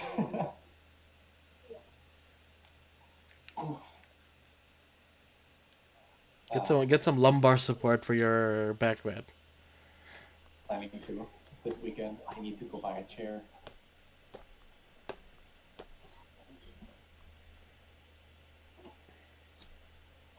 Remember, hydrate and have snacks when you're playing D&D. They help. Have snacks. Okay. Fuck. I misheard that so badly. No, no, I misheard that so badly. Don't do what I misheard. I'm not gonna say it because he's on Twitch and I'm on YouTube and I don't want to get banned. Okay, Loveliest asked, I hope I'm pronouncing it right again, I'm sorry. I'm a Triton Druid, Circle of the Dream. I'm confused with the leveling system. We can only choose to level, raise one stat point or select a feat. So when you level up to a level, I'm pretty much assuming it's going to be level 4 for you, or maybe a later level, you're able to choose between raising your status points or selecting a feat. Yeah. You can't choose both. Yeah. So you can either raise. And generally you'll Yeah, be so you have 2 points to you gain 2 points that you can distribute any way you want. Either 1 point to 2 stats or 2 points to 1 stat. And or you can pick a feat, and sometimes feats comes with ability score improvements as well. You don't gain a yes, so you don't get a stat every level. It's only at certain milestones that you get those. If you didn't it's a understand bit that. different. But there are ways for you to actually gain stats outside of leveling up. Yeah, there's certain magic items and there's certain magic items that can help you gain stats. The first one that comes to my mind is like the Giant Belt series of magic items and the Headband of Intelligence. But those are rarer magic items that you'll probably encounter when you're higher level. You're not going to encounter them at levels 1 to 4, definitely. Yes, I actually had the opportunity of using the Headband of Yeah. Intelligence on my fighter character, which was dumb. It had like 8 intelligence, but then it immediately shot up to 19. Yeah, and we had to fight a beholder who had an anti-magic cone. You were stupid every time he looked at you. Yeah. Yeah, but that's pretty much it. Also, another way for you to level up your ability scores is, well, it really depends on whether your DM will give them to you or not. Or I think it's called the books. Like there are certain books or tomes that allow you to, after you're done reading them, you get to improve one ability. Yeah, score. I haven't been in a campaign that has those though. Yeah. They're like a super optional rule. Or sometimes, Yeah. what I like to do is I give my players like whenever they finish a battle and they level up to like let's say level 7 or level 6, something that where you don't get abilities for improvements. I like you can raise one of your stats by 1 or something like that. Yeah. Just like for progression wise, Yeah. it makes it more like fulfilling. Yeah. Okay. So we have time for one final question, if anyone has one. And please feel free to ask it. Like, no need to be shy. Yes, we can take it. We're tough. We're tough-skinned individuals. I wouldn't say that, but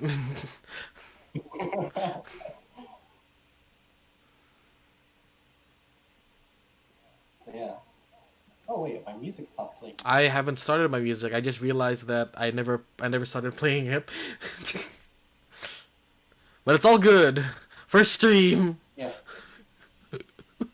Yes. But yeah, just remember that D&D is a game that might sound or might seem intimidating at first, but it's something that you learn along the way, and I generally believe it's a way that you can have fun and enjoy like playing with friends. Also, I've seen this around some places on like social media and stuff, but you can actually try putting D&D on your resume for work. It might help. It's a It great might help. it's a great team building exercise that and very good problem solving. Yeah, It develops character. it develops character. Also, Kanta, you should probably make your character for Faris's campaign very quickly. I'm still thinking of whether I want to join that or You not should probably because tell it. You should probably tell him I that don't you're on have. the fence then, because he thinks that you're confirmed going in. No, I told him already. I told him Okay. already. Uh, but yeah, okay, we have one last question here, and Luclius asked again. Could you please explain about subclasses? There are a lot of subclasses that aren't written in D&D player handbook. In that case, what do we do? Hash, would you like to answer this one?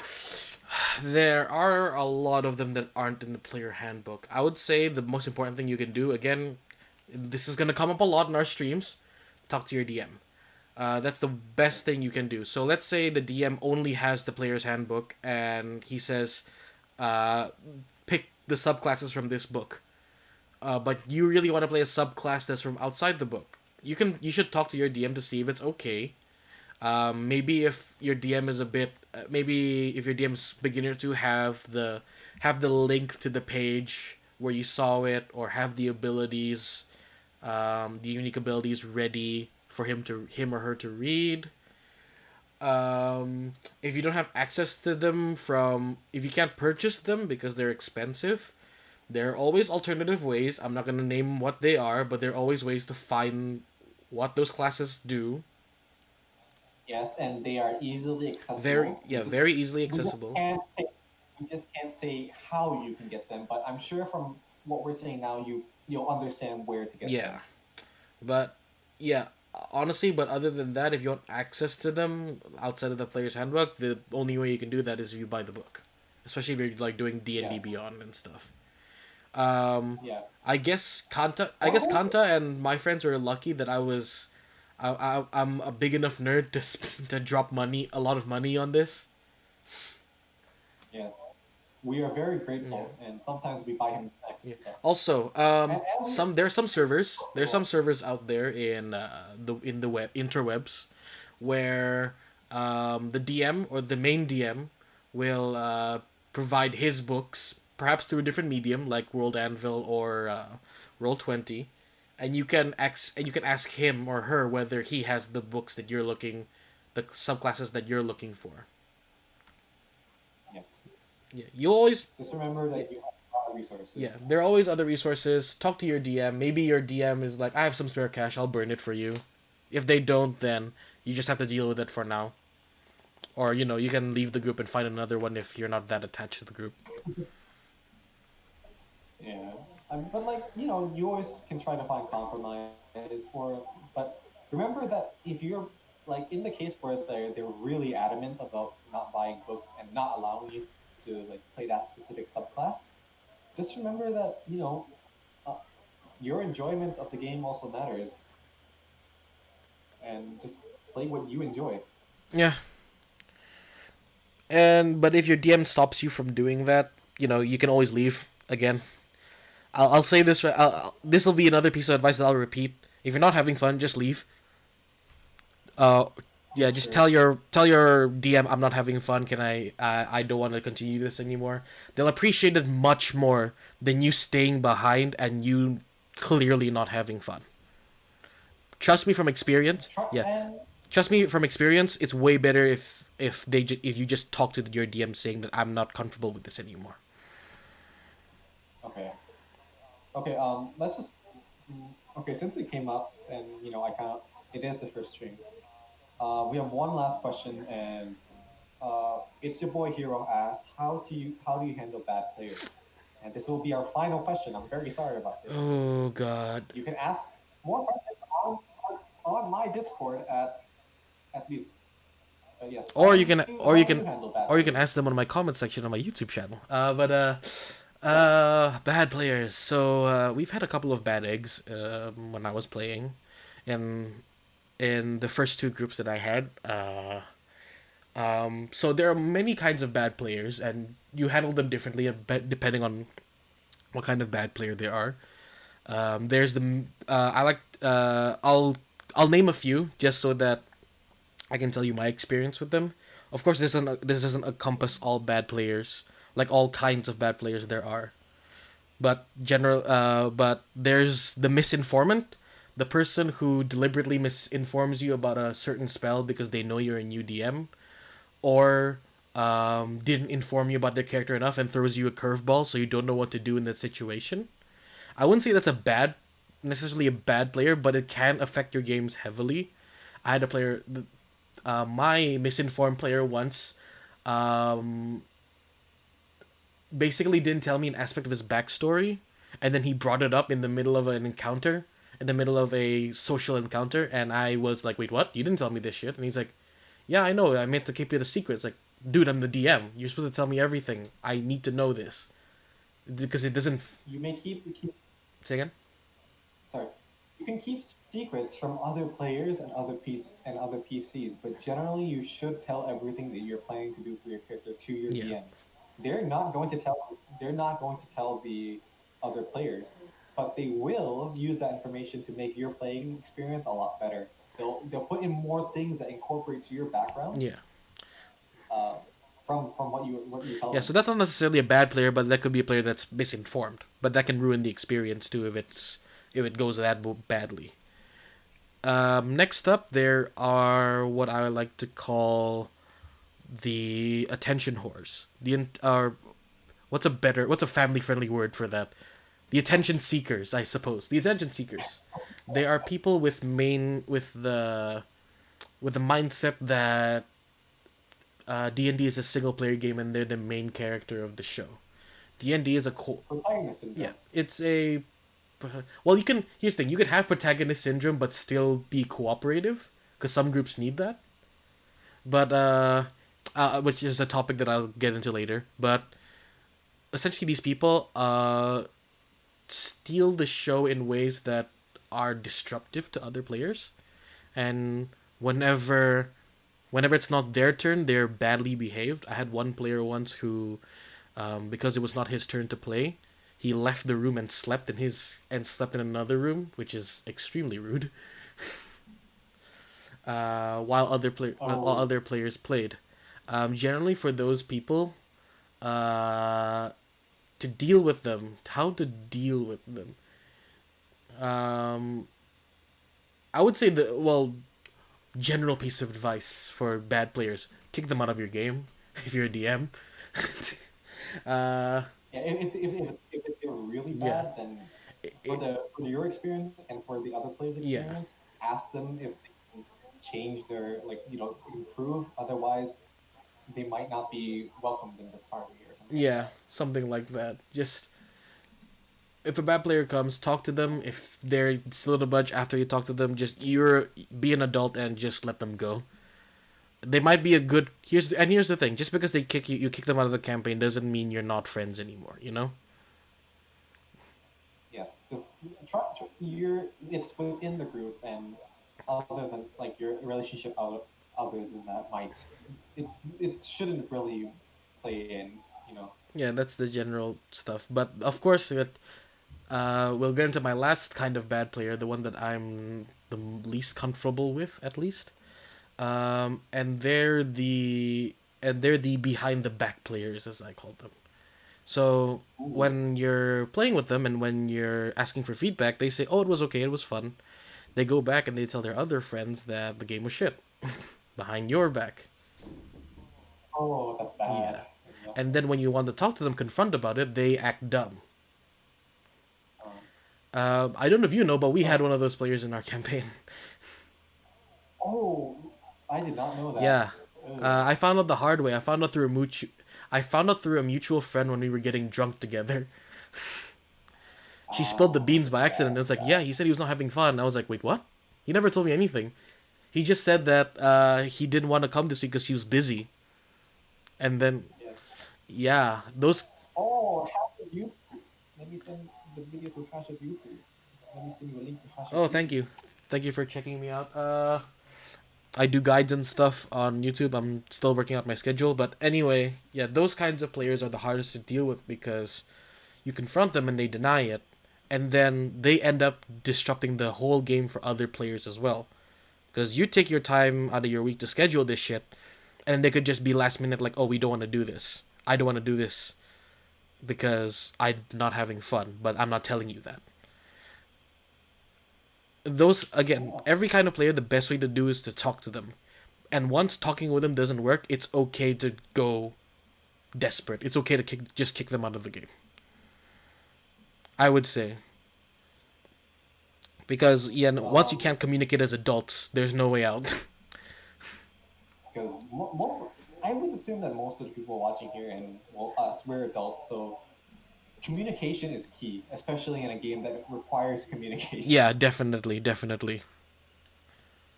And for me, a bad player, something that's to do with a bad player is it's actually something that I've done before, and like it's not like a grandiose thing where like I argue with the DM or like I rule lawyer or something like that. It's let's say like a player is like not really paying attention, which I definitely am very guilty of sometimes.